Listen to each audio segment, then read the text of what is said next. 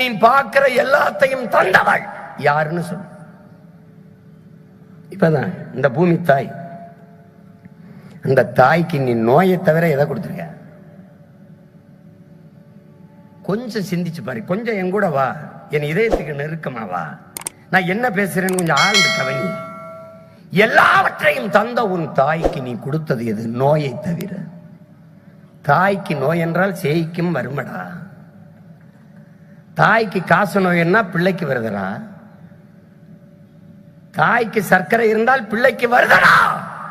அதே நோய் உன் பூமி தாய்க்கு இருந்தால் உனக்கு வராதா?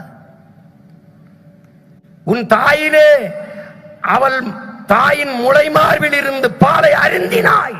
பூமி தாயின் மலை மார்பில் இருந்த அருவி, அருவியில் இருந்து ஆறு, ஆறிலிருந்து நீர், நீரிலிருந்து சோறு, சோறிலிருந்து வயிறு, வயிறிலிருந்து உயிர், உயிரிலிருந்து வாழ்க்கை.